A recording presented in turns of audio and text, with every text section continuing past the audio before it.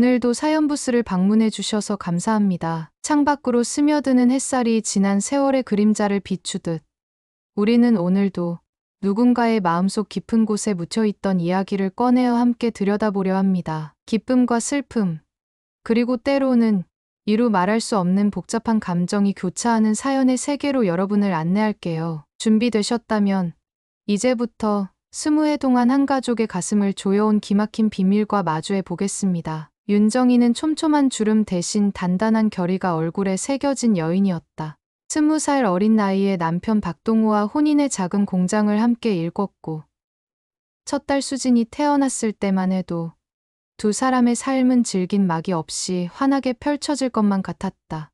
하지만 5살이 되던 해 놀이공원에서 한순간 시야를 놓친 사이 아이가 사라졌다. 사방을 헤매어 찾았고 경찰에 신고하며 밤을 새웠으나 그날은 수진의 작은 신발 한 짝만 남기고 끝나버렸다. 그로부터 20해 공장은 번번이 사기를 당해 문을 닫았고 윤정이는 학교 급식실에서 설거지를 하며 박동우는 새벽마다 시장 트럭을 몰며 시간을 견뎠다. 삶은 이어졌으나 마음은 매일 그 자리에서 멈춰 있었다. 어느 날 동우의 휴대전화가 낯선 번호를 띄우며 울렸다. 사회복지센터 상담사라는 젊은 남자가 다급히 자신을 소개하며 이렇게 말했다. 혹시 20해 전 실종된 따님을 찾고 계십니까?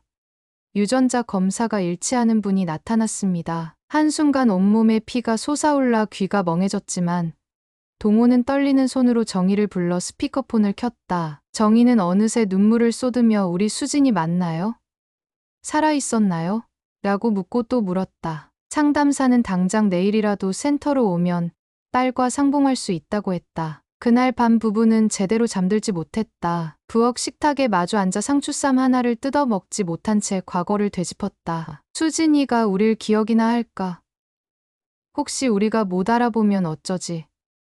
두려움과 기대가 뒤엉켜 어지러웠지만 정희는 마음속으로 딸에게 건넬 첫마디를 수없이 연습했다. 동호는 오래전 아이 방에서 챙겨두었던 곰 인형을 다시 꺼내어 먼지를 털었다. 세월의 바랜 털북숭이가 어색하게 웃고 있었지만 그 미소는 돌아올 아이를 위한 자리 같았다. 다음 날 센터 상담실 문이 열리자 키가 훤칠한 젊은 여자가 쑥스러운 표정으로 고개를 숙였다. 정희는 숨이 탁 막히는 듯 가슴을 움켜쥐었다. 낯익은 큰 눈매, 웃을 때 살짝 올라가는 왼쪽 입꼬리, 어린 시절 수진의 사진에서 보았던 그대로였다. 어머니 맞죠?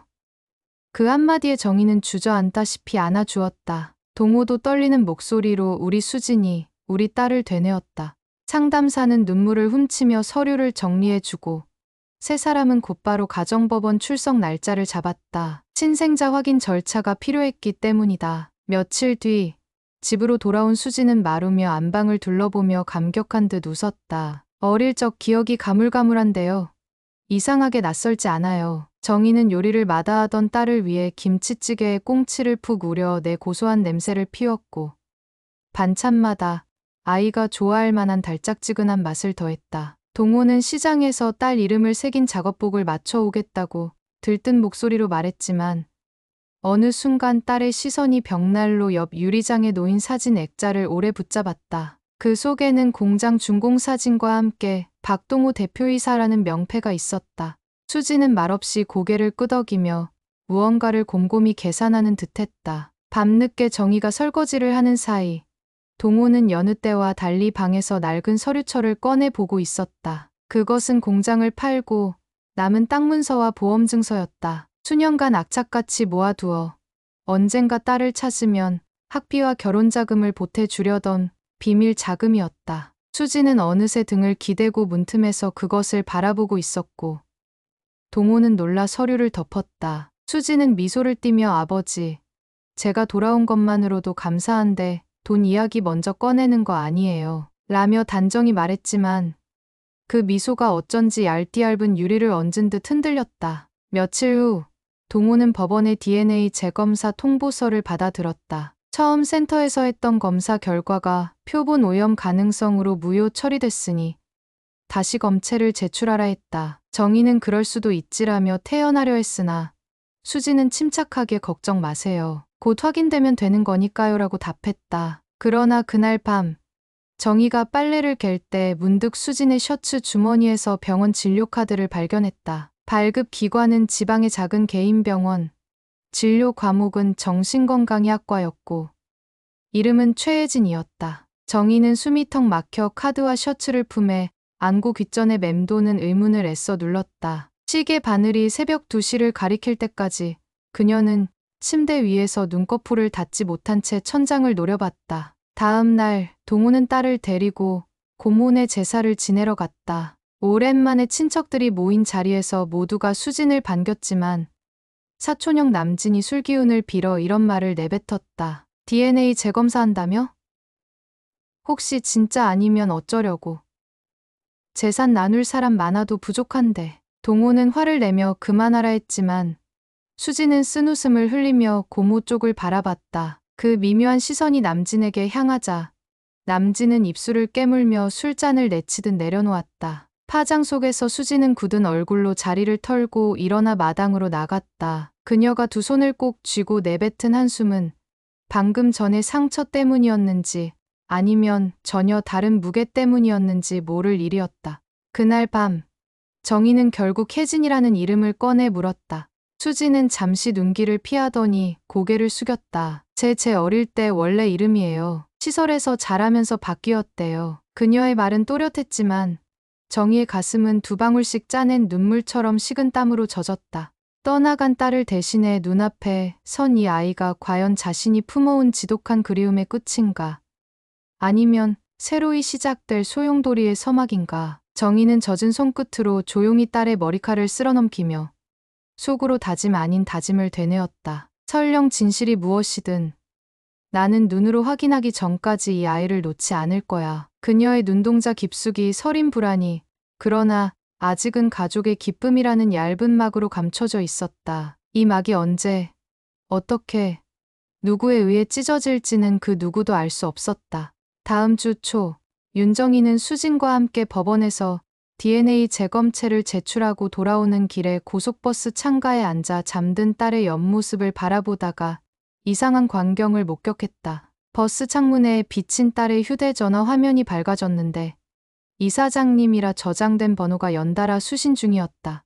수진은 화면을 슬쩍 가렸고 통화 버튼을 누르지 않은 채 메시지만 확인한 뒤 곧바로 삭제했다. 정희는 눈을 감은 척하며 그 움직임을 놓치지 않았다. 도착 후 딸은 상담센터에 들러 서류를 챙겨야 한다며 혼자 택시를 탔다.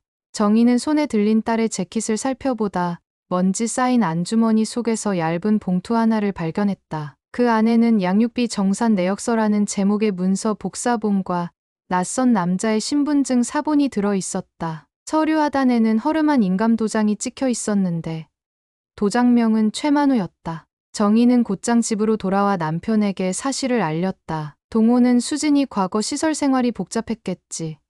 잘 모르는 우리보다 먼저 도움 준 사람이 있을 수 있다며 아내를 달래려 했지만 그의 손 또한 떨리고 있었다. 두 사람은 그날 밤 다시 금고를 열어 땅 문서와 보험 증서를 확인했다. 놀랍게도 보험 수익자란에 박수진 딸이라는 이름이 아닌 법정 상속인이라는 일반 문구만 남아 있었다. 동호는 몇 달 전 황급히 보험을 갱신하면서 서류를 간소화시켰다며 기억을 더듬었지만 정희는 혹시 누가 서류를 바꾼 건 아닐까 하는 의심으로 식은땀을 흘렸다. 다음 날 새벽 동호는 트럭 운행을 마치고 귀가하던 중 낯선 승용차 한 대가 골목 어귀에 서 있는 것을 보았다. 조수석 창문이 살짝 열리며 담배 연기와 함께 낮은 목소리가 흘러나왔다. 사장님, 따님 찾으셨다면서요? 축하드려요. 근데 당신 빚 문제 아직 끝난 거 아닙니다. 그 목소리의 주인공은 과거 공장 기계 대금 채무 때문에 몇 차례 협박을 일삼던 사채업자 황두수였다. 동호는 놀라 차를 외면하려 했으나 황두수가 덧붙였다. 따님이 우리랑 얽혔다는 말 아직 모르시나 보죠. 그 말에 동호의 등골이 서늘해졌다. 황두수는 웃으며 명함 대신 봉투 하나를 내밀었다. 안에는 내용증명 사본과 각서 사진이 들어 있었는데 서명란에는 최혜진이라는 이름이 적혀 있었다. 집으로 돌아온 동호는 정희와 함께 봉투를 펼쳐보았다. 각서 내용은 고아원 수업료 및 생활비 차용이라는 명목으로 거액이 적혀 있었고 채무를 갚지 못할 경우 상속 재산을 통해 변제하겠다는 조항까지 명시돼 있었다. 정희는 충격으로 말을 잇지 못했고 동호는 딸이 빚을 져도 우리가 대신 갚을 테니 문제없다며 연신손사래를 쳤지만 두 사람의 시선은 서로를 붙잡지 못한 채 허공을 떠돌았다. 그날 오후 수지는 집에 들어서기 무섭게 어머니에게 팔짱을 끼며 저녁에 같이 영화 볼까요? 하고 웃었다. 정희는 애써 미소를 지었으나 얼굴빛은 창백했다. 식탁에 둘러앉아 수지는 물잔을 기울이며 조심스레 말을 꺼냈다. 아버지, 혹시 제 이름으로 보험 같은 거 들어두셨어요? 아니면 땅이라도 제 명의로. 동호는 젓가락을 놓고 왜 그런 걸 묻니? 내 걱정돼서 준비해 놓긴 했지만 아직 이르지 않니? 라고 반문했다. 수지는 숟가락을 내려놓으며 20해 동안 가족이 날 위해 힘들게 사셨는데 제가 받을 수 있는 게 있다면 미리 상속 절차를 정리하고 싶어요라고 단호히 말했다. 그 순간 정희는 내가 우리 딸이라면 그렇게 급할 이유가 없잖니라는 말을 삼켰다. 밤이 깊어갈 무렵 정희는 서재 문틈으로 새어나오는 미약한 불빛을 발견했다. 문을 살짝 열자 수진이 컴퓨터 앞에서 땅 문서 스캔본을 열어놓고 뭔가를 복사 붙여넣기 하고 있었다. 그녀는 깜짝 놀라 파일을 닫으며 아버지가 혹시 잃어버리실까봐 백업해 두는 거예요라고 설명했지만 화면 하단에는 명의 변경 신청서를 검색한 기록이 남아 있었다. 정희는 더 묻지 못한 채 문을 닫고 복도로 나왔다. 망연자실한 그녀의 귀에 방금 전 컴퓨터 냉각팬 소음이 아직도 윙윙거리며 들리는 듯했다. 그 소리는 누군가가 오랜 기다림 끝에 잘려 나간 심장의 맥박처럼 불길하게 토해내는 리듬 같았다. 며칠 뒤 DNA 재검사 결과가 나왔다. 담당 직원이 봉투를 내밀며 부모 자녀 확률 99.998%라 또다시 일치 판정을 고지했다. 정희와 동호는 안도의 눈물을 흘렸지만 동호는 질의서를 작성하던 직원의 책상 위에서 표본관리 주의라고 빨간색으로 표시된 메모를 얼핏 보았다. 그 순간 직원 뒤편 복사기 앞에 서 있던 수진이 휴대전화를 들고 누군가에게 몰래 메시지를 보내는 것이 시야에 들어왔다. 그녀의 입술이 미세하게 움직이고 있었는데 혹시 됐어. 이번엔 확실해라는 속삭임이라도 흘러나온 게 아닐까 싶을 만큼 소름이 돋았다. 같은 날 밤 동호는 시장 일 후배에게서 뜻밖의 소식을 들었다. 황두수가 최근 기획상속 사건에 연루돼 경찰 내사를 받고 있으며 실종아동을 가장의 부잣집을 노리는 사기단에 돈을 대줬다는 내용이었다. 동호는 곧장 정희에게 알렸고 두 사람은 수진이 잠든 시간에 그녀의 방 서랍을 뒤졌다. 그곳에서 발견된 것은 재단법인 한울장학회 명의의 입출금 내역서, 황두수와 함께 찍은 모임 사진, 그리고 최혜진 이름이 기재된 병원 영수증이었다. 영수증 뒷면에는 검사 완료, 2차 서류 곧 전달이라는 메모가 적혀 있었다. 정희는 무릎을 꿇고 흐느꼈다. 왜 또 우리를 시험에 들게 하니? 수진이 아니어도 괜찮으니 그냥 거짓말만은 아니라고 해줬으면. 동호는 떨리는 손으로 아내의 어깨를 감싸며 혹시 오해일 수도 있어. 우리 딸이라 믿어보자고 속삭였지만 두 사람 사이를 잇던 미약한 희망의 실이 끊어지듯 느껴졌다. 그날 새벽 정희는 용기를 내어 혜진의 병원을 찾아 전화를 걸었다. 간호사는 최혜진 씨는 외래 상담만 받았다며 자세한 병력은 알려줄 수 없다고 했다. 하지만 최근엔 상속 분쟁 스트레스로 불안 증세가 악화됐다며 돌려 말하듯 한숨을 쉬었다. 전화를 끊자마자 정희의 손에서 스마트폰이 바닥으로 떨어져 화면이 산산이 금이 갔다. 다음 날 저녁 수지는 외출하겠다며 작은 손가방을 챙겼다. 핸드백 속에서 반짝이는 USB를 본 정희는 순간적으로 그것이 금쪽 같은 딸의 미소보다 더욱 낯설고 멀게 느껴졌다. 어디 가니? 묻는 어머니에게 수지는 짧게 친구 만나러라 답했지만 그녀의 눈동자 틈새로 두려움인지 탐욕인지 모를 빛이 스쳤다. 현관문이 닫히자마자 정희는 아직 따뜻한 신발장 앞에 무릎을 꿇고 앉아 도저히 멈추지 않는 두근거림을 달래려 애썼다. 그 두근거림은 20해 전에 길 잃은 딸을 찾아 헤매던 절망과 너무도 닮아 있었다. 그리고 날이 새기도 전에 동호의 휴대전화로 익명의 문자 한 통이 도착했다. 따님과 함께 사업하실 생각 없으세요? 상속 내용을 재단에 기부하면 고액 세액공제 혜택이 있습니다. 추후 연락드리겠습니다. 발신번호는 00000005 날짜는 우연인지 실종 당시 연도와 같았다. 동호는 휴대전화를 움켜쥔 채 새벽 기운을 가르며 떨었다. 그 문자 속에서 그는 자신의 딸이 도구가 될지도 모른다는 공포, 그리고 어쩌면 딸이 이미 공모자가 되어버렸다는 의심까지 동시에 들었다. 갈등은 이제 시작된 것이었다. 가족을 뒤흔드는 그림자가 여명을 삼켜버리려는 순간 부부는 서로의 손을 꼭 잡아보며 다짐했다. 진실을 반드시 찾아낼 거야. 우리 딸을 지키든 거짓을 밝혀내든. 윤정이는 날이 밝자마자 시장 한복판을 누비는 트럭 위에서 남편이 전해준 문자 내용을 곱씹었다. 상속재단, 세액공제, 낯선 발신번호, 도무지 손에 잡히지 않는 퍼즐 조각이 머릿속에서 제멋대로 뒤엉켰다. 그날 오후 그녀는 기어이 사설탐정 사무실을 찾아갔다. 낡은 간판 밑 계단을 오르며 딸을 의심하는 부모가 되어 버렸구나 하는 자책이 가슴을 찔렀지만 불안을 뚫고 나아가야만 했다. 탐정은 반쯤 내려앉은 소파에 앉아 사연을 듣더니 사실 요즘 유산 사기 건수가 늘고 있습니다. 실종아동 자료를 해킹해 인적사항을 바꿔 치는 수법도 있죠라며 두꺼운 파일을 펼쳤다. 파일 속 인물 사진 중 한 곳, 웃고 서 있는 최혜진의 옆 모습이 눈에 박혔다. 탐정은 이 여성, 2년 전에도 다른 가정에 접근한 적이 있습니다. 결국 DNA 재검사에서 걸려 실패했지만요라고 낮게 덧붙였다. 정희는 숨이 턱 막혀 들고 있던 종이컵을 떨어뜨렸다. 따뜻한 커피가 종아리를 적셨지만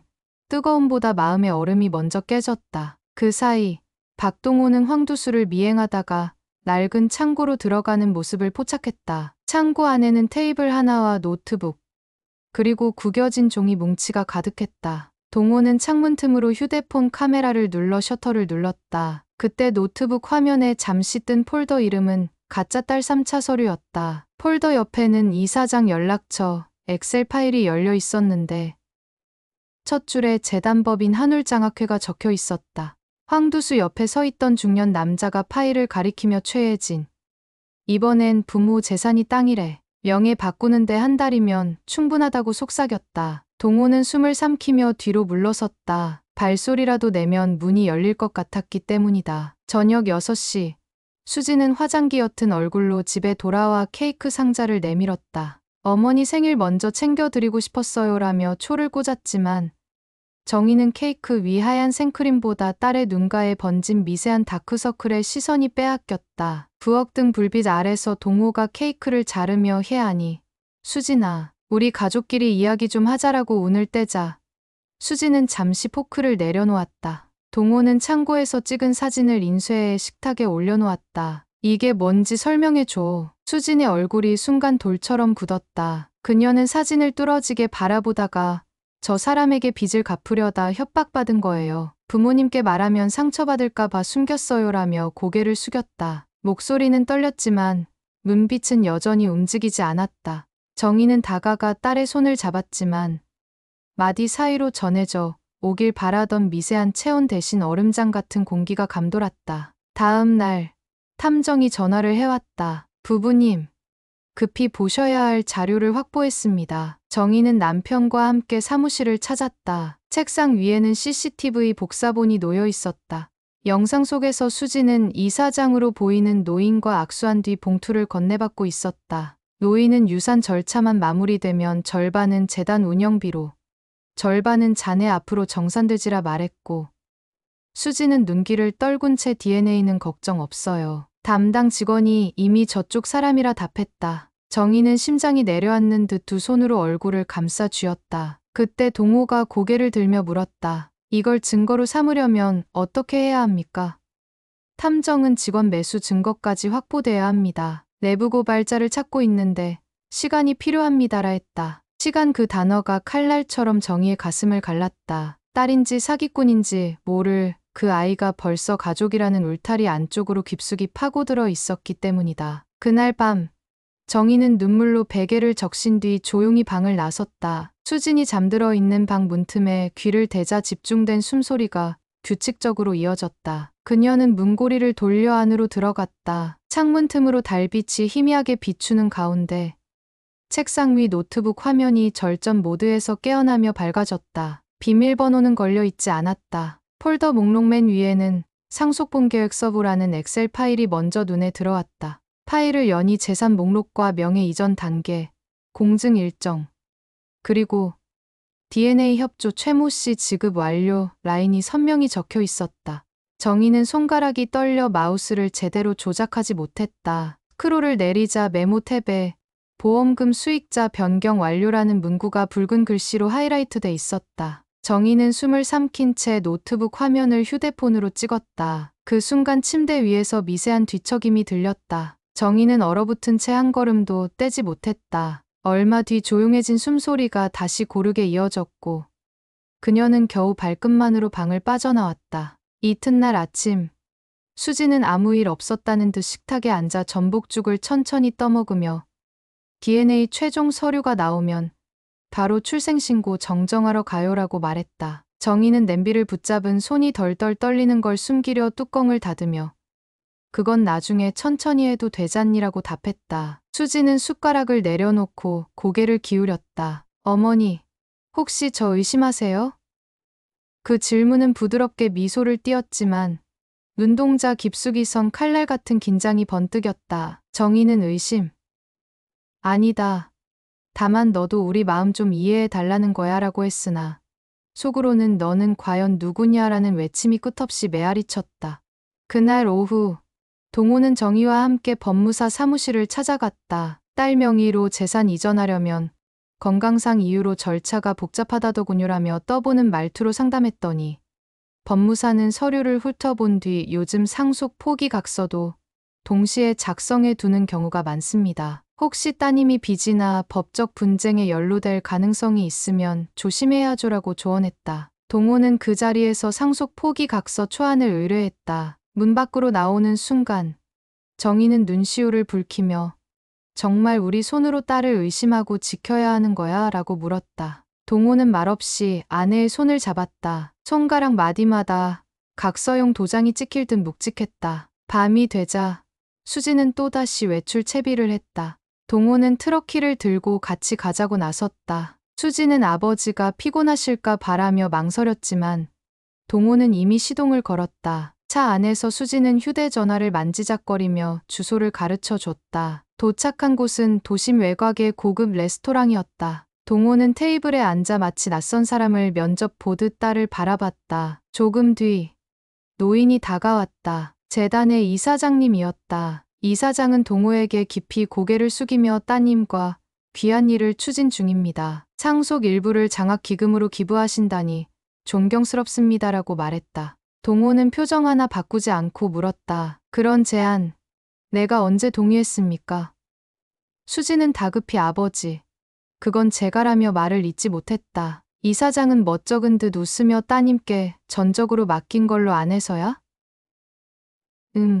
오해가 있었군 하고 물러섰다. 레스토랑 조명이 은은하게 음악에 맞춰 바뀌었지만 동호의 눈앞은 핏빛으로 물든 듯했으며 수진의 표정은 처음 보는 낯선 얼굴처럼 굳어 있었다. 몰아치는 질문들, 뒤엉킨 이해관계, 그리고 친자 확인이라는 최후의 장벽까지 모두 넘은 듯 보이지만 여전히 풀리지 않는 의구심이 길을 막았다. 윤정희와 박동호는 이제 선택의 기로에 섰다.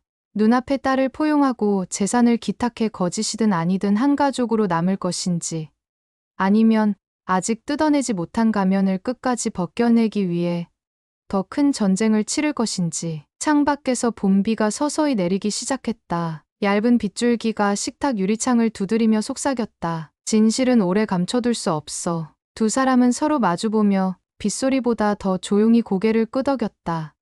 사부, 감정적 변화. 윤정희는 작은 운동화를 신던 딸아이의 뒷모습을 떠올리며 새벽에 일어나 가스레인지 위 주전자에 물을 올렸다. 물이 끓기 전부터 주전자 뚜껑이 달그락거리더니 어느새 증기가 빠져나왔다. 그녀의 가슴속도 그 증기처럼 불안이 차올라 터지기 일보 직전이었다. 남편이 자고 있는 방으로 돌아가려다 문손잡이를 붙들고 멈췄다. 그는 새벽마다 시장에 나갈 채비를 하느라 가벼운 코골이조차 못 내던 사람인데 오늘은 미동 없이 누워 있었다. 그 모습이 왠지 모르게 멀어 보여 정희는 불쑥 서글픔을 느꼈다. 부부가 함께 붙잡고 버티던 시간 속에 갑작스레 이질적인 균열이 파고들었고 그 균열은 눈에 보이지 않아 더 두려웠다. 그녀는 침대 곁에 앉아 남편의 손등을 감싸며 속으로 속삭였다. 우리가 정말 같은 꿈을 보고 있는 걸까? 아니면 같은 악몽에 붙들린 걸까? 그날 아침 식탁엔 정성스레 끓인 미역국과 노릇한 계란말이가 올랐지만 젓가락 소리는 한참 동안 들리지 않았다. 수지는 미소 띤 얼굴로 평소보다 더 또렷한 메이크업을 하고 나타났다. 오늘 DNA 최종 확인 서류 떼러 가잖아요. 혹시 변호사 사무실에도 함께 들를까요? 라며 밝게 말했다. 동호는 밥 한 숟가락을 삼키지 못한 채 그래. 내가 편한 대로 하자고만 답했다. 정희는 국그릇을 내려다보며 자신도 모르게 우리 잠깐 얘기 좀 하자라고 운을 뗐다. 그녀가 조심스레 꺼낸 말은 예상과 다른 방향으로 흘렀다. 수진아, 내가 20해 만에 돌아왔는데도 엄마가 서툴러서 미안해. 혹시 우리 집안에 들어와 어려운 점이 있다면 솔직히 말해줘. 빚이든 과거든 다 감싸줄 수 있어. 그 말에 수진의 눈빛이 희미하게 흔들렸다. 어머니가 그런 말씀 해주시니 감사해요라며 웃었지만 양볼 근육이 미세하게 경직되는 것을 정희는 놓치지 않았다. 서류를 받으러 가는 차 안. 정희는 조수석에서 몰래 녹음기를 켰다. 택시는 붐비는 도심을 요리조리 빠져나가며 라디오에서 흘러나오는 80년대 발라드를 틀었지만 세 사람의 침묵은 결국 음악 소리를 잡아먹고 신경질적인 바람 소리만 남겼다. 수지는 휴대전화를 내려다보다가 불현듯 입을 열었다. 얼마 전에 고아원 시절 친구를 만났어요. 돈이 급해서 빚을 지고 힘들어하더라고요. 그녀는 창밖을 바라보며 침 삼켰다. 친구를 도와주고 싶었는데 제가 가진 게 없으니 결국 부모님 재산 이야기를 꺼낸 거예요. 후회하고 있어요. 그 목소리는 약간 떨렸지만 동호는 친구라는 단어에 숨어있는 진짜 대상이 누구인지를 떠올리며 입술을 질끈 깨물었다. 정희는 딸의 뺨을 바라보다가 우리 힘으로 갚을 수 있는 빚이면 돕자. 대신 우리를 속이지는 말아다오라고 부탁하듯 말했다. 그 순간 신호대기 중인 차창 밖 횡단보도에 서 있던 낯익은 남자가 수진을 향해 고개를 끄덕이는 것이 보였다. 탐정 사무실 CCTV 속에서 봤던 바로 그 이사장 노인이었다. 수진은 그 시선을 보고도 못 본 척 정면만 응시했다. 법원 민원실에서 서류를 찾자 담당 직원이 공손히 서류철을 내밀었다. 부녀 관계 최종 확정되었습니다. 증거 기일 열흘 후 폐기 예정 서류인이 필요하시면 추가 복사 신청하세요. 직원의 표정은 담담했으나 정희는 미세하게 움찔하는 그의 손목 근육을 보았다. 늘어지게 웃으며 수고 많으셨죠라는 수진의 말끝에 직원은 살짝 고개를 돌렸다. 정희는 서류를 받아 나서며 다시 한번 심호흡했다. 로비를 나오자 돌층계 밑에서 황두수가 기다리고 있었다. 축하드립니다. 사모님.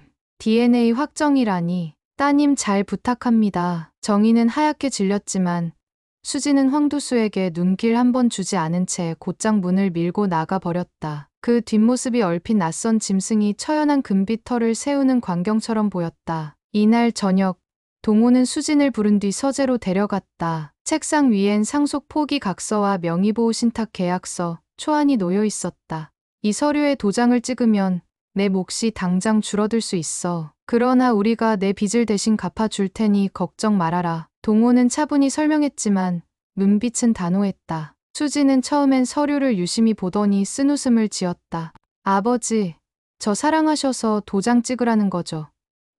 사랑하니까 도장 없이도 널 지킬 거다. 동호의 목소리엔 단호함과 애정이 뒤섞였다. 수지는 잠시 고개를 떨군 뒤 잠깐만 생각할 시간을 주세요라며 방을 나섰다. 정희는 딸이 방으로 들어가 문을 닫자마자 남편에게 다가왔다. 저 아이 눈빛이 달라졌어. 우리가 뭘 해도 원하는 단 한 가지는 돈뿐인 것 같아. 동호는 어깨를 축 늘어뜨리고 그래도 우리 딸이라 믿고 싶은 마음.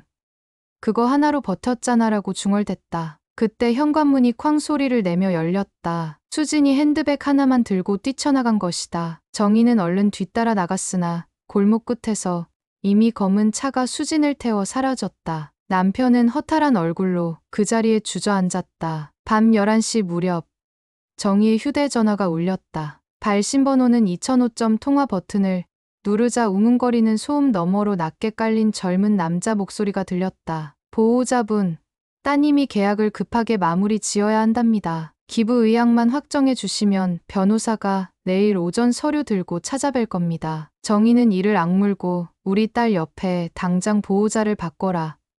아니면 경찰에 신고하겠다라고 소리쳤다. 그러나 그 끝에는 다음 연락 기다리겠습니다라는 차가운 대답만 돌아왔다. 정희는 남편과 함께 경찰서를 찾아갔지만 수진이 성인이기에 본인의 의사로 움직이는 이상 단순 실종으로 볼 수 없다는 답을 들었다. 돌아오는 길, 정희는 창밖 어둠에 비친 자신의 얼굴을 바라보다가 눈가에 엉킨 빗물을 닦았다. 그녀는 자신이 지칠 대로 지친 엄마가 아니라 이제 막 사냥감을 끝까지 뒤쫓으려는 맹수의 얼굴을 하고 있음을 깨달았다. 처절하다 못해 스스로도 낯선 표정이었다. 새벽 2시, 탐정에게서 영상 파일 하나가 전송됐다. 호텔 연회장 내부 CCTV였다. 붉은 조명이 비추는 무대 앞에서 한울장학회 현판식 현수막이 걸려 있었고 수진이 슬리브리스 드레스를 입고 시선을 모으며 연단에 서는 장면이 담겨 있었다. 그녀는 밝게 웃으며 이 모든 건 저를 키워준 부모님의 사랑 덕분이라 말했지만 카메라가 줌인하자 손등이 조용히 떨렸다. 열띤 박수 속에서 이사장은 기부 약정서 서명을 받아야 한다며 서류 파일을 들어보였다. 클로즈업된 서류 맨 끝에는 지원 금액 칸 옆에 박동호 외 상속인 전액 글자가 붉은 펜으로 써 있었다. 정희는 그런 식의 연극을 더 이상 허락하지 않기로 마음먹었다. 다음 날 해 뜨기도 전 그녀는 집안 금고를 열어 오래된 땅 문서를 꺼내 들었다. 한참 동안 바라보던 그녀는 서류를 두 손으로 찢어 벽난로 안으로 던졌다. 불길이 파르르 일어나 잿빛 서류를 삼켜 가자 정희는 문득 서늘한 안도감을 느꼈다. 동호가 놀라 뭘 하는 거야 라고 외쳤지만 정희의 목소리는 단단했다. 이제 우리 딸은 돈으로 묶여있지 않도록 해야 해. 진짜라면 돈이 없어도 함께 남을 거고 거짓이라면 저 불길 속에서 같이 사라지겠지. 불길이 비추는 그녀의 눈빛은 공포보다 결연함이 먼저였다. 자정 무렵 수진에게서 전화가 걸려왔다. 엄마, 왜 금고 비밀번호 바꿨어요?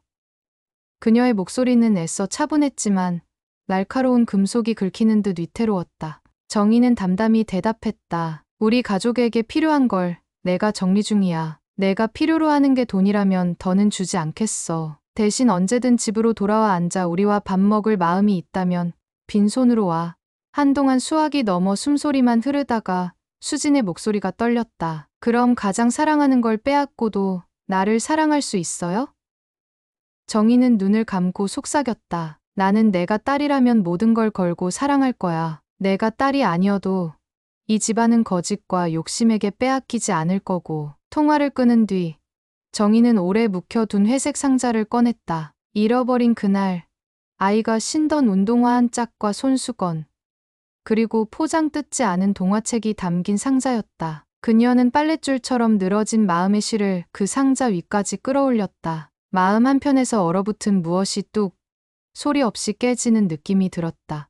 눈물이 터질 듯 차올랐지만 대신 긴 숨을 내쉬며 상자 위에 손가락을 얹었다. 진짜 수진이라면 언젠가 이 상자를 열며 웃겠지. 그렇지 않다면 오늘 밤으로 끝이다. 그 순간 거실 불이 켜졌다. 동호가 조용히 다가와 상자 위에 손을 얹었다. 둘은 말없이 서로를 바라봤다. 한참 만에 동호가 입을 열었다. 진실을 밝히자. 두려워 말고 끝까지 가보자. 그 목소리는 떨렸지만 낯설지 않았다. 젊은 시절 공장 기계 소음 속에서도 분명히 들리던 약속을 지키려는 사람의 목소리였다. 정희는 남편의 손을 꽉 잡았다. 두 사람은 아직도 풀지 못한 단 한 가지 매듭을 바라보고 있었다. 밖에서는 빗방울이 다시 창문을 두드렸다. 낮게 깔린 천둥이 속삭였다. 이제 숨어있던 진실이 걸어 나올 차례라고. 정희는 번개가 칠 때마다 잠깐씩 환해지는 거실 안에서 자신이 결코 약해지지 않았음을 깨달았다. 그녀의 눈빛은 더 이상 흔들리지 않았다.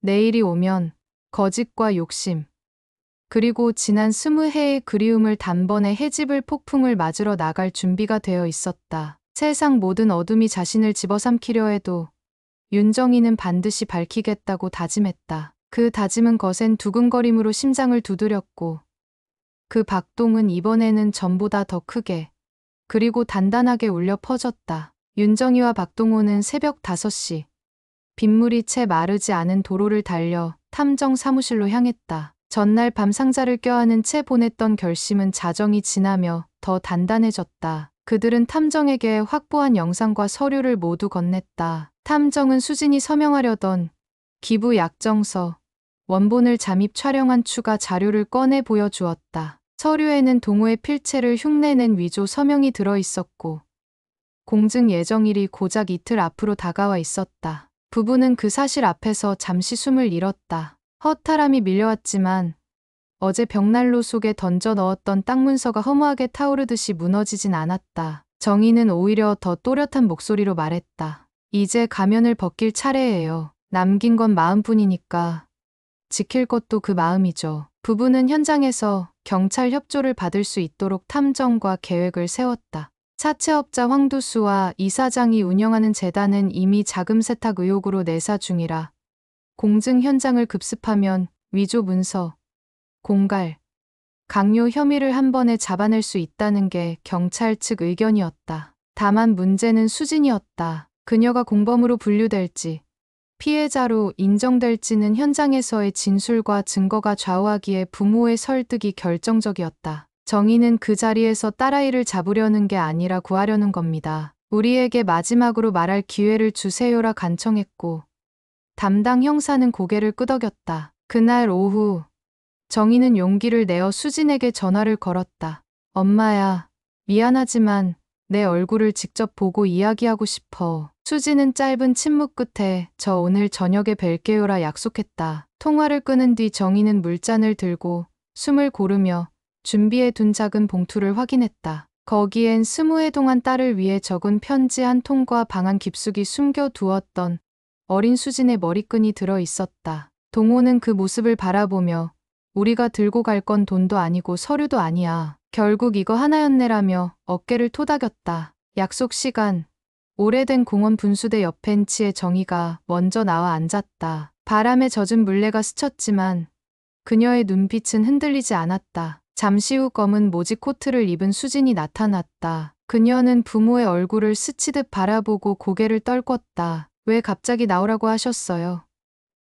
그 질문 속엔 초조함과 체념이 뒤섞여 있었다.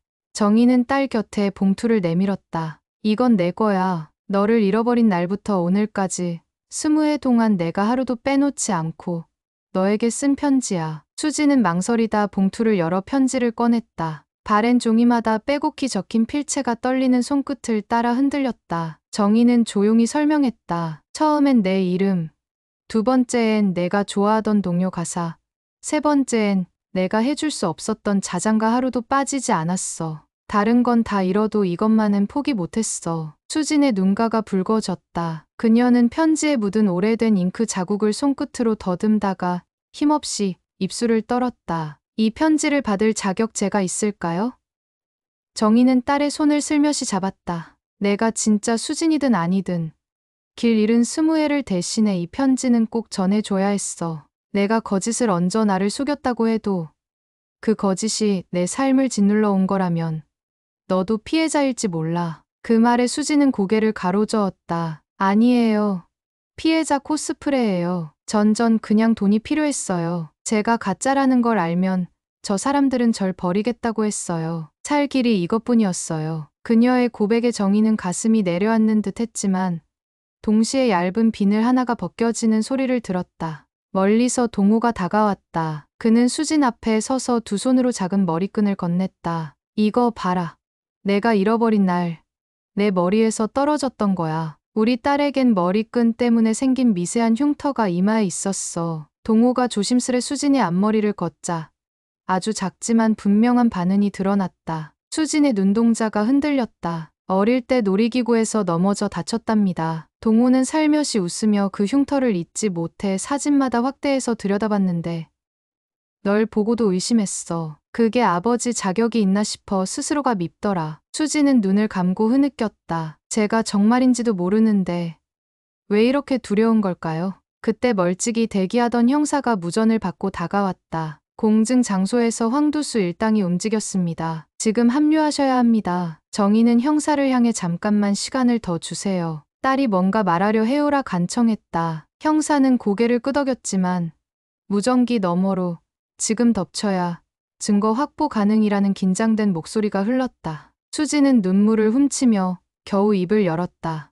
저를 데려간 아줌마가 있었어요. 제 핏줄이라 믿으라고 했고 어느 순간 수진이로 살아야 벗어날 수 있다고 했어요. 할 줄 아는 게 사기뿐이었죠. 돈을 모으면 자유가 올 거라고. 그녀의 어깨가 떨리며 공허한 웃음이 새어나왔다. 근데 실제 부모님을 만나는 순간 그게 제일 무서웠어요. 제가 원하는 건 돈이 아니라 살아갈 자리였단 걸 깨달았는데 이미 너무 멀리 왔어요. 정희는 딸을 끌어안았다. 늦지 않았어. 살아갈 자리는 여기야. 잘못은 바로잡아야 하지만 우리가 함께 서 있을 거야. 동호도 수진의 손을 맞잡았다. 그 손잡이에 묵은 회한과 새로이 싹트는 용기가 동시에 스며들었다. 수진은 떨리는 숨을 토해내며 그럼 내가 해야 할 게 뭔지 알고 있어요. 공증 장소로 가요. 내가 직접 모든 걸 인정하고 막을게요. 그녀의 목소리는 여전히 금이 같지만 그 틈새로 진심 어린 결기가 엿보였다. 형사들은 곧장 세 사람을 순찰차에 태워 목적지로 향했다. 플래시가 번쩍이며 순찰차 선두를 열자 수지는 뒷좌석에서 부모의 손을 꼭 잡았다. 달리는 차창 밖으로 봄비가 멈추고 회색 구름이 조금씩 갈라지자 옅은 새벽빛이 비췄다. 정희는 딸의 손 위에 편지를 포겠다. 어디로 가든 이 편지는 내 거다. 내가 죄를 고백해도 가짜라 밝혀져도 엄마 마음은 내 편에 남아있을 거야. 수지는 눈물을 삼키며 고개를 끄덕였다. 분홍빛 새벽이 부서지듯 창문을 물들일 때 그녀는 조용히 속삭였다. 엄마, 처음으로 제가 집에 돌아가는 것 같아요. 경찰 순찰차가 호텔 지하 주차장에 미끄러지듯 들어섰을 때 새벽빛은 아직 푸른 잔해를 거두지 못하고 콘크리트 바닥 위에 길게 눕혀 있었다. 수지는 흔들리는 눈동자 속에서 수십 번 돌려본 악몽과 똑같은 장면이 펼쳐질 것을 직감했다. 그녀는 부모의 손을 다시 한번 꼭 잡았다. 차 문이 열리고 세 사람은 형사의 안내를 받아 비상계단으로 올라갔다. 땀 냄새 묻은 좁은 공간에서 발걸음마다 쇳소리가 울렸고 긴장과 후회의 기류가 손등으로 파고들었다. 5층 연회장 앞 복도에는 은빛 트롤리가 늘어서 있었다. 그 위에는 축배잔과 케이크가 가지런히 놓여 있었지만 아직 불이 켜지지 않은 샹들리에가 던지는 그림자는 공포 영화 속 장식처럼 묘하게 일그러져 있었다. 형사는 무전을 통해 급습 신호를 전달한 뒤 문과 양옆에 경찰 인력을 배치했다. 윤정희와 박동호는 그 사이를 지나 연회장 문을 빼꼼 열어보았다. 내부 중앙에는 한울장학 회연판이 다시 걸려 있고 무대 위엔 황두수와 이사장이 서류 뭉치를 손에 든 채 이야기를 나누고 있었다. 그 옆에는 양복을 차려입은 공증 변호사가 고개를 끄덕이며 노트북을 켜고 있었다. 마침내 수진이 입장하자 이사장은 고개를 번쩍 들었다. 드디어 오셨군. 상속 기부식이 곧 시작입니다. 황두수는 지그시 미소를 짓더니 뒤편에서 대기하던 건장한 남자 둘을 손짓으로 불렀다. 그들은 수진을 향해 다가오려 했으나 문턱을 넘어선 순간 경찰이 들이닥쳤다. 형광조끼가 어둑한 조명 아래서 번쩍이며 경고 음성이 연회장을 울렸다. 모두 움직이지 마십시오. 위조 공증 및 강요 혐의로 현행범 체포합니다.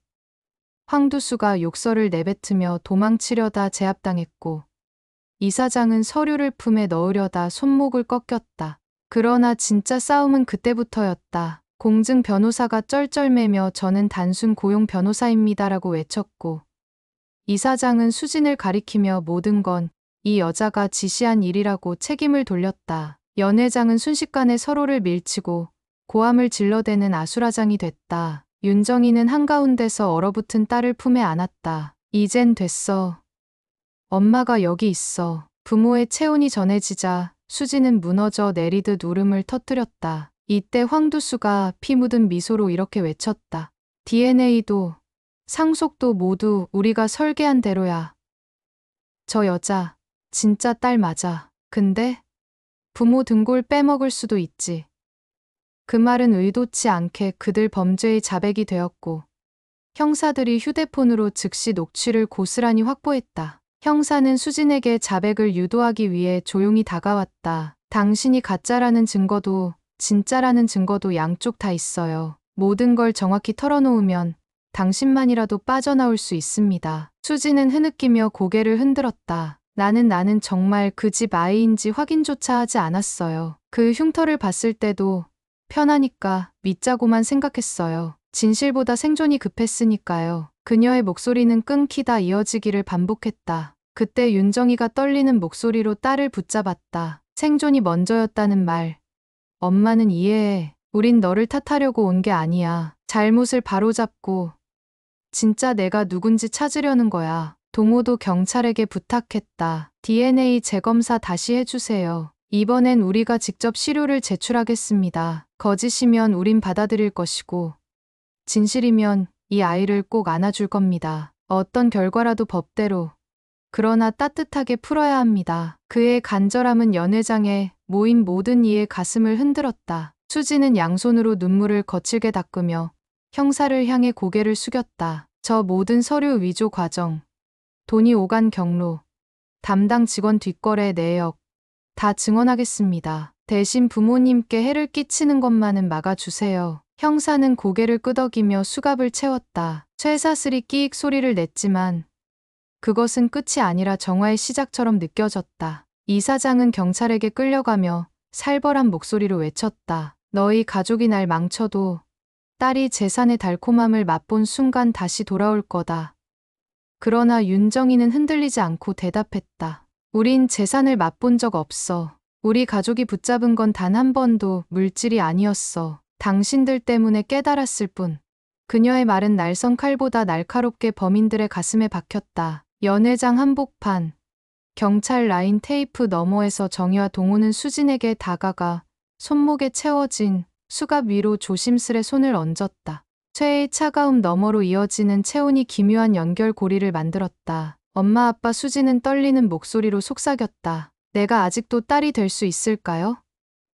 정희는 주저없이 고개를 끄덕였다. 잘잘못은 법이 판단하겠지만 너에게 돌아올 집은 문을 닫지 않을 거야. 연회장 밖으로 나오자 새벽 공기가 차가운 숨결을 내뿜었다. 기자들이 플래시를 터뜨리며 묻기 시작했지만 부부는 묵묵히 딸의 어깨를 감싸 안았다. 그 순간 하늘 저편에서 구름 사이를 뚫고 첫 햇살이 내려왔다. 쌀쌀한 공기에 실린 빛은 분주한 경찰차 사이를 스치며 세 사람의 뒤편에 길게 그림자를 드리웠다. 그리고 어딘가에서 새가 날아올라 둥근 원을 그리며 아침을 알렸다. 경찰서 조사실, 형광등 아래에서 수지는 진술서를 작성했다. 윤정이는 유리병 너머에서 조용히 바라보다가 손가락으로 사랑해라는 글자를 하늘에 쓰듯 허공에 그려 보였다. 긴 조사가 끝나고 형사가 고개를 끄덕이며 부부에게 다가왔다. 딸이 위조 과정 전부를 자백했습니다. 일단 공범들 신병 확보 후 재수사합니다. 따님은 피해자 신분이지만 협조 정도에 따라 선처 가능성이 높습니다. 정희는 감사 인사를 전하며 깊이 허리를 숙였다. 며칠 뒤 국립과학수사연구원에서 직접 실시한 DNA 제재 검사 결과가 도착했다. 친자 확률 99.998%. 두 번의 조작에도 결국 진실은 숨지 못했다. 편지 속 이름, 흉터, 세월, 모든 우연과 모략을 꿰뚫고도 피해 언어는 도망치지 않았다. 정희는 보고서를 부여잡고 오열했다. 그 울음은 비탄이 아닌 해우의 눈물, 신락 같은 용서도 섞여 있는 눈물이었다. 동호는 아내를 끌어안으며 속삭였다. 우리가 잃은 20회를 한 번에 돌려받을 순 없겠지만 내일을 다시 세울 수는 있어. 수지는 조사 과정에서 보호관찰 조건으로 귀가를 허락받았다. 집으로 돌아온 그녀는 현관 앞에서 오래 서성이다.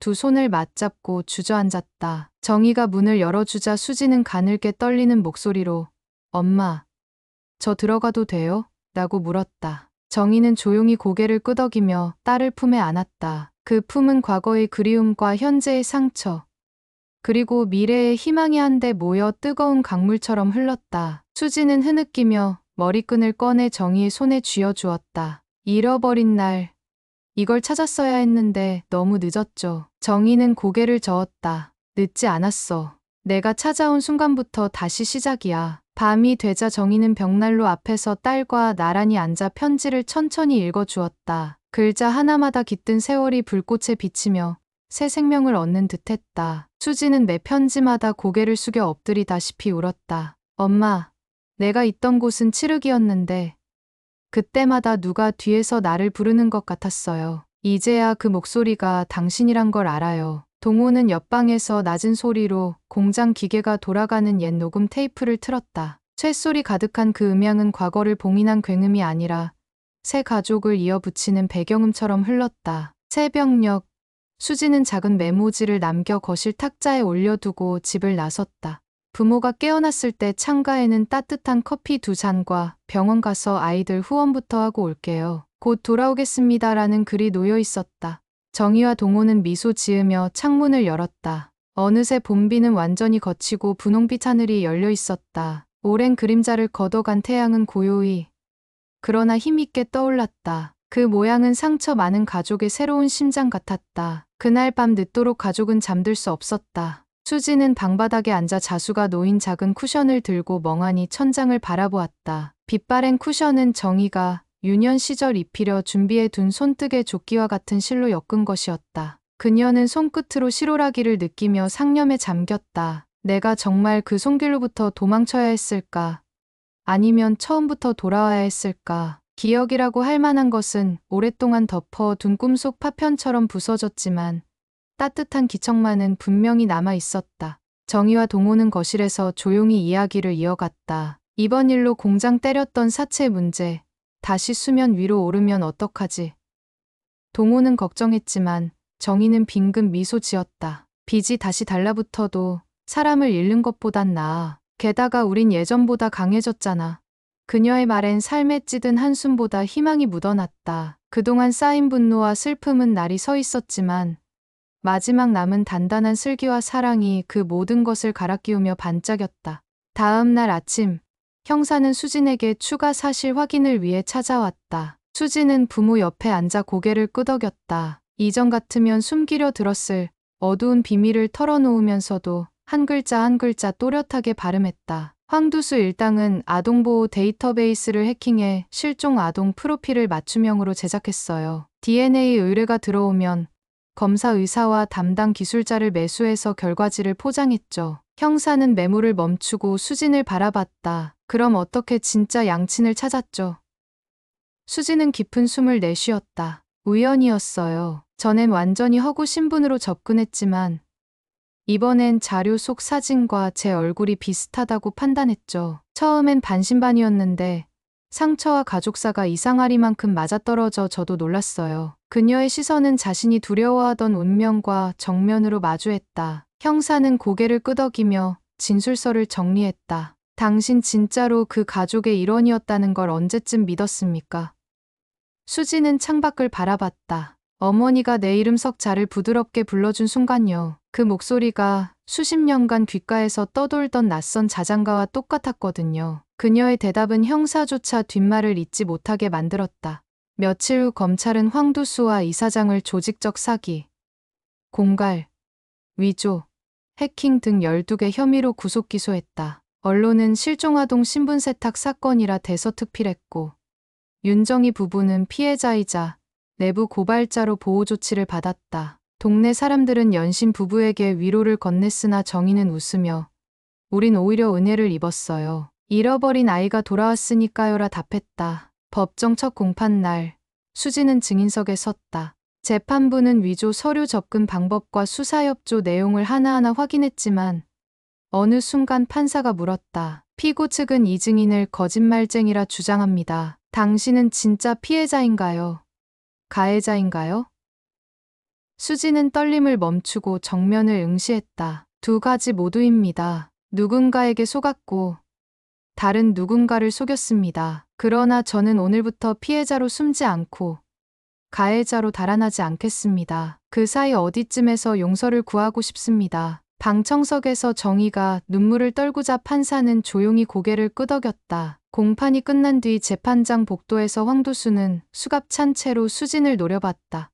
내가 언제까지 부모 치마폭에 숨어 살 수 있을 것 같아.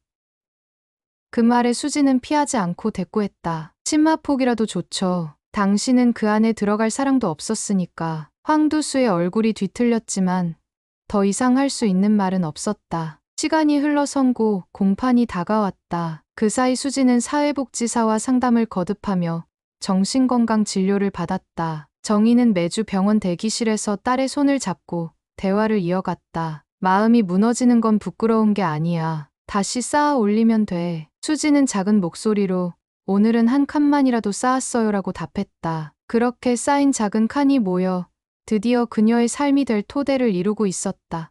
선고날, 법정 창밖으로 벚꽃잎이 흩날렸다. 재판장은 집중 진술과 피고 측 보복 위협 등을 모두 고려해 주범들에게 중형을 선고했고 수진에게는 집행유예와 함께 사회봉사 명령이 내려졌다. 판사는 판결문에서 본 사건은 사기단 조직에 이용당한 피해자가 스스로 거짓을 넘어 진실을 택한 사례라 명시했다. 수지는 얇은 옷자락을 부여잡고 고개를 숙였다. 기자들의 플래시가 번쩍일 때 정희가 딸의 어깨를 감싸며 속삭였다. 잘했다. 이제 내 차례다. 너를 위한 삶을 살아. 집으로 돌아온 날 밤.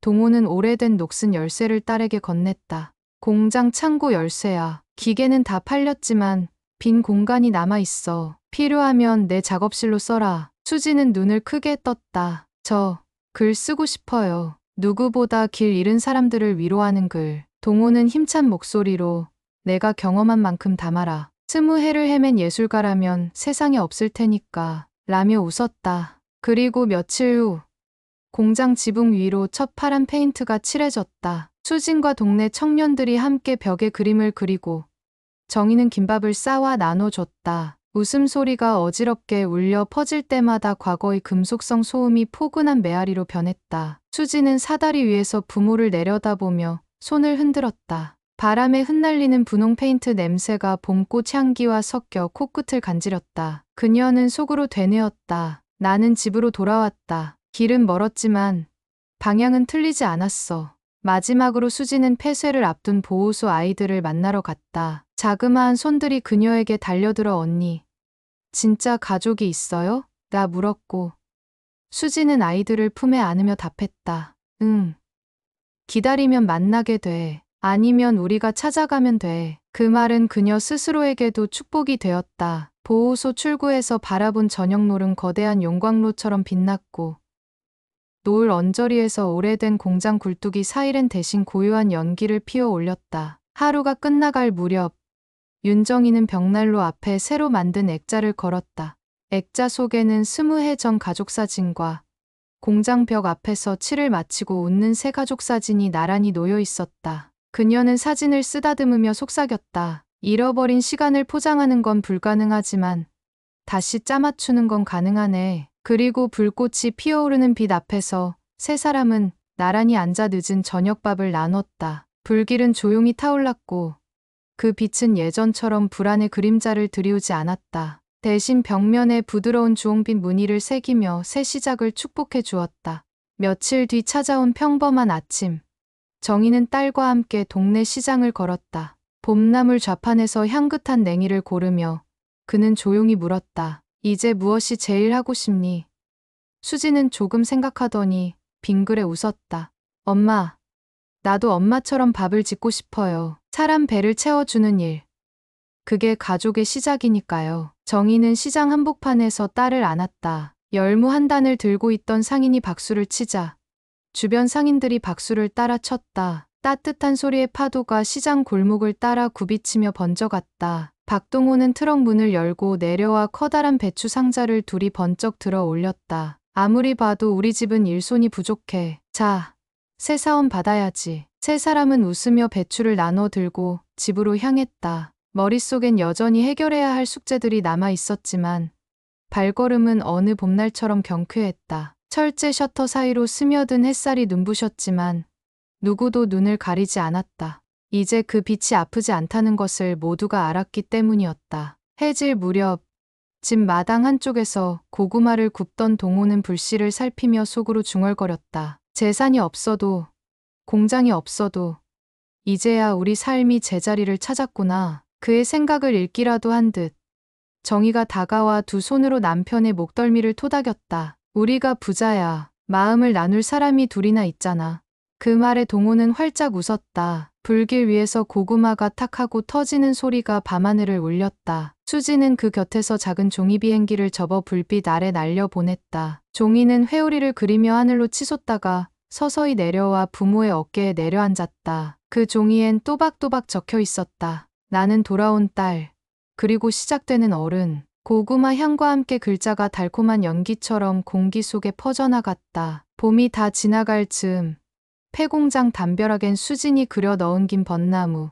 그림이 완성됐다. 녹이 슬어있던 철판 사이사이로 탐방로처럼 이어진 가지가 뻗어 있었고 윤정이는 매일 아침 그 벚꽃 아래서 푸른 물걸레로 먼지를 닦아냈다. 화물차 소리가 사라진 자리에 어린아이 웃음소리가 고였다. 마을회관에서 놀 공간이 부족한 아이들이 공장 안을 새 놀이방 삼아 뛰어다녔고 박동호는 낡은 컨베이어 옆에 벤치를 만들어 놓고 깎아낸 패목으로 그네를 달았다. 철제 지붕 위로 햇살이 번쩍일 때마다 세월가루 대신 환한 먼지 빛이 호흡처럼 일었다. 수지는 평일이면 보호관찰센터에서 봉사활동을 하고 주말이면 공장 한쪽 작은 사무실에 앉아 글을 썼다. 종종 키보드를 몰래 찍듯 두드리다 정희가 끓여온 옥수수차를 받아들고 잠시 눈을 감곤 했다. 글 제목은 길을 잃은 사람에게 보내는 첫 번째 편지였다. 그녀는 스스로를 가짜라 불렀던 한때의 이름, 혜진을 이야기 속 인물로 등장시켜 가짜 딸의 방황을 적어 내려갔다. 원고가 10장, 20장 쌓이면서 글 끝마다 반복되는 문장은 하나였다. 돌아갈 곳이 없다고 믿는 순간에도 누군가는 당신을 부르고 있다. 공장 외벽 벽화 제막식이 열리던 날 마을 주민이 삼삼오오 모여 희망공장 개방축제라는 글자를 손팻말에 적었다.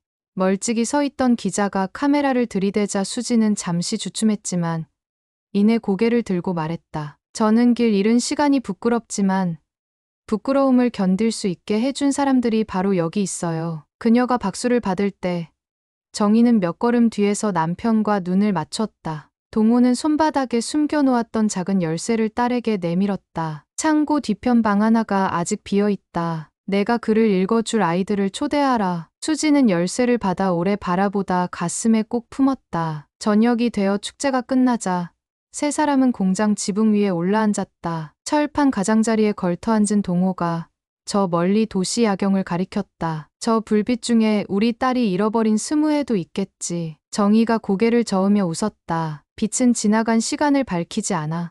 대신 그 시간이 흘러간 자리만 보여주지. 수지는 두 사람 사이에 앉아 밤바람을 마셨다. 그 자리마다 우리가 다시 빛을 달면 돼요. 빈집이던 공장에 벚나무를 심었듯이. 세 사람의 그림자가 지붕 위 네모난 판넬을 타고 길게 늘어졌다. 그늘과 별빛 사이에서 벚꽃 그림이 어스름에 잠겼지만 창문 안쪽 작은 전구들이 나무의 빈 가지 끝을 따라 반짝이며 길을 잇고 있었다. 다음 날 수지는 법원 앞에서 마지막 보호관찰 서류를 제출했다. 담당 직원이 이제 당신 기록에 남은 건 선처이니 앞으로 잘 살면 됩니다라며 미소 지었다. 건물을 나와 석조 계단 끝에 서니 봄 내내 이어지던 비대음이 자취를 감추고 초여름 공기가 느껴졌다. 그녀는 곧장 산 사람 추모공원으로 향했다. 이름을 잃은 작은 위패가 모여있는 구석에 자신의 이름 없는 과거를 묻듯 꽃 한 송이를 올렸다. 그리고 중얼거렸다. 가짜였던 나. 이제 너와 작별할게. 그 말은 묘하게 가벼웠다. 마치 오래된 그림자 하나가 등을 떠나 바람 속으로 쓰러지는 느낌처럼. 집에 돌아오자 정희는 막 텃밭에서 따온 상추를 씻고 있었다. 싱그러운 풀냄새가 부엌 창을 넘어 거실까지 퍼졌다. 수지는 앞치마를 둘러매고 어머니 옆에 섰다. 밥 짓는 게 가족의 시작이라 했죠. 오늘 저녁은 제가 주방장 해볼게요. 그녀는 레시피를 찾아보지도 않고 볶음장을 만들고 소금을 뿌리며 향을 맡았다. 땀이 맺히는 을 손등으로 훔치는데 문득 가슴이 저릿할 만큼 뜨거운 행복이 치밀었다. 가족이란 단어가 찢어졌다 붙었다 하며 이제서야 제 네모 칸을 찾은 듯했다. 저녁 식사 후 세 사람은 거실에 둘러앉아 오래된 편지 한 묶음을 다시 펼쳤다. 수진이 돌아온 이래 처음으로 정희는 매년 생일마다 기록해둔 결심을 큰 소리로 읽었다. 다음 해가 오면 반드시 딸을 찾으리라. 혹여 딸이 돌아오지 않더라도 그녀가 머문 세상만큼은 지켜내리라. 그리고 마지막 한 줄.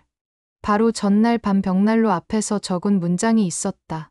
내 딸, 가짜든 진짜든 사랑이 먼저다. 수지는 무릎 위에서 편지를 꼭 끌어안았다. 박동호가 조용히 불을 지피자 주홍빛 불꽃이 편지 끝자락을 춤추듯 적셨다. 따뜻한 불길 속에서 그들의 그림자가 서로에게 기대어 한 덩어리로 겹쳐졌다. 며칠이 지나 길 잃은 사람에게 보내는 첫 번째 편지 연재가 지역 신문에 실렸다. 예상과 달리 중년 독자들이 댓글을 남기기 시작했다. 내가 잃어버린 꿈도 돌아올까요? 남편 병원비로 빚을 지고 방황했는데 글을 읽고 용기가 났어요. 수지는 모니터 앞에서 손등으로 눈가를 눌렀다. 그때 정희가 등 뒤에서 속삭였다. 글은 마음이 닿는 곳을 알아서 찾아가거든. 수지는 고개를 들어 어머니를 바라봤다. 엄마, 나도 누군가의 길잡이가 될 수 있을까? 정희는 한치 망설임 없이 답했다. 20회를 헤매고 돌아온 아이만이 쓸 수 있는 지도가 있어. 밤하늘에 달이 떠오를 때마다 수지는 창문을 열어 깊은 숨을 들이켰다. 공장 뒤편 흙길에서 쌀이꽃 냄새가 은근하게 피어올랐다. 그녀는 한때 사라지고 싶어 안달했지만 이제는 사라진 마음을 다시 불러내 글 속에 새겼다. 그녀의 세계엔 아직도 해결해야 할 수많은 과거가 있었지만 더 이상 그것이 족쇄로 발목을 잡지 않았다. 대신 방향을 알려주는 표지판이 되었다. 그해 가을, 공장 벚나무. 그림 위엔 진짜 벚나무 묘목이 심어졌다. 어린 묘목은 먼지 많은 공장 흙을 뚫고 뿌리를 내리며 흔들렸다. 겨울이 오면 얼어붙고 봄이 오면 꽃을 피울 것이다. 수지는 물뿌리개를 들고 묘목에 물을 주며 중얼거렸다. 내가 다시 피우는 꽃은 결국 내 시간과 같은 거겠지. 윤정이는 딸 옆에 서서 고개를 끄덕였다. 그 꽃이 피면 20해 기다린 사람들 모두가 한 번 더 봄을 맞을 거야. 어느덧 첫눈이 내리던 밤, 벽난로 앞에서 세 사람은 손난로를 나눴다. 불이 활활 타오르는 소리와 바깥 눈발이 유리창 두드리는 소리가 겹쳐졌다. 수지는 잠시 눈을 감았다 뜨며 속삭였다. 엄마, 아빠, 내가 받았던 가장 큰 유산은 돈이 아니라 두 분의 기다림이었어요. 정희는 눈가를 훔치며 웃었다. 그럼 이제 그 유산을 내가 누군가에게 물려주면 돼. 동호가 고개를 끄덕이며 덧붙였다. 기다림을 또 다른 사람의 길잡이로 보내주는 거지. 외풍이 스미는 벽 사이에서 오래된 시계가 똑딱거리며 새해를 알렸다. 종소리가 울릴 때 정희는 딸의 손을 잡고 새해 소원을 물었다. 수지는 한참 생각하다가 고개를 들었다. 앞으로의 20회는 내가 길을 만들어줄 차례라고. 그 말 위로 불꽃이 탁 하고 튀었다. 고구마가 익어가는 달콤한 냄새가 방 안을 가득 채웠고 세 사람은 서로를 바라보며 웃었다. 어느 새벽, 길게 돌아온 딸과 함께 맞는 첫 가족의 시간. 그것은 세월보다 단단한 약속이 되어 조용히 가슴에 새겨졌다. 사연 부스를 찾아 마음을 나눠주신 여러분. 오늘 이야기는 한 가족이 스스로를 잃고도 다시 길을 찾아 꽃을 피워 올린 여정이었습니다. 때로는 잃어버린 시간이 너무 길어 돌아갈 수 없을 것 같아도 누군가 묵묵히 불러주는 이름 하나가 우리를 집으로 이끌어줍니다. 지금 이 순간 누군가를 기다리며 하루를 버티고 계시다면 그 기다림이 결코 헛되지 않을 거라는 믿음을 놓지 마세요. 사연 속 가족이 보여준 용서와 용기는 결국 우리 모두의 이야기이기도 하니까요. 차가운 밤바람 끝에서도 따뜻한 손길을 놓지 않고 서로를 비춰줄 작은 등불이 되어 주시길 바랍니다. 오늘도 함께해 주셔서 고맙습니다. 지금까지 사연부스였습니다.